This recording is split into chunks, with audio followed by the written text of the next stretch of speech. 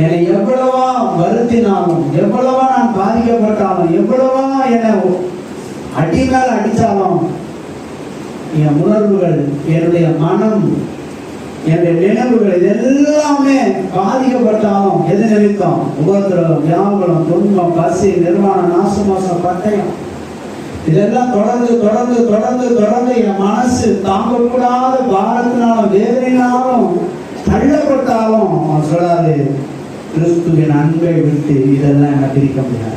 தேவனை மகிமைப்படுத்துவோம். அலையிலும் எனக்கு அவருக்கு இருக்கிற அந்த அகாப்பே என்கிற தேவனுடைய அன்பை இதெல்லாம் வற்ற முடியாது.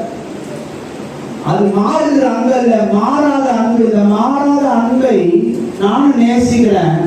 அந்த அன்பை நான் விட்டுற மாட்டேன். இந்த மனம், இந்த உணர்ச்சிகள் சார்ந்து வருகிற எந்த பிரச்சனையும் என்னை மேற்கொள்ளாது. இவருடைய வாழ்க்கையில பாருங்க, பிசாசு அப்படிதான் அட்டாக் பண்ணான். அவன் மனநிலையை, அவனுடைய இருதயத்தை, அவனுடைய உணர்வுகளை, உணர்ச்சிகளை பாதிக்கும்படி செய்யலாம்.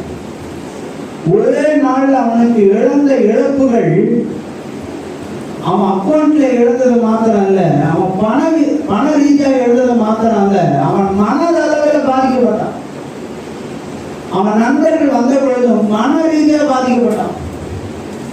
அவன் மனைவி சொன்ன வார்த்தை மன ரீதியாக பாதிக்கப்பட்டான்.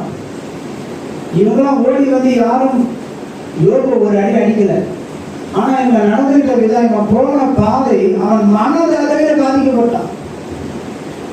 நம்முடைய வாழ்க்கையில் அநேக நேரங்களில் பாருங்க, பவுல் கடந்து போகிற பாதை போல நம்முடைய மனம் பாதிக்கப்படக்கூடிய காரியங்களை பிசாசு செய்யணும். நம்ம ஒரு அடி அடிச்சா கூட 2 நாள் ஆறிடும்.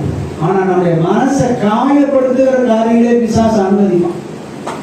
ஏன்னா என் மனசு காயப்பட்டுட்டா அது வெறுப்பு தட்டிடும். பிறகு நான் ஆண்டவரை நேசிக்க மாட்டேன். என் மனதுக்குள்ள காரியங்கள் சேர்ந்தா தேவன் மேல எனக்கு கசப்பு வந்துடும். அந்த கசப்பு வந்துட்டா நான் தேவனை பின்பற்றி போக மாட்டேன். அவையெல்லாம் பவுலுக்கு உபத்திரம், வியாகுலம், துன்பம், பசி, நிர்வாணம், நாசமோசம், பட்டியல் எல்லாம் ஒன்றன் பின் ஒன்றாக கொடுக்குறான். எப்படியாக அவன் மனசுல கதையை விதைச்சு அவரை விட்டு பிரிச்சுன்னு நினைக்கிறான். ஆனா அவர் சொல்றாரு, இவ்வளவும் வந்து என் மனதிலே போராடினாலும், இவ்வளவு தூரம் நான் என் மனதளவில் பாதிக்கப்பட்டாலும், என் இருதயத்தின் ஆழத்தில் ஒரு தீர்மானம் உண்டு, இந்த கிறிஸ்துவின் அன்பை விட்டு எதுவும் பிரிக்க மாட்டாது என்று நிச்சயத்திருக்கிறேன். கல்வி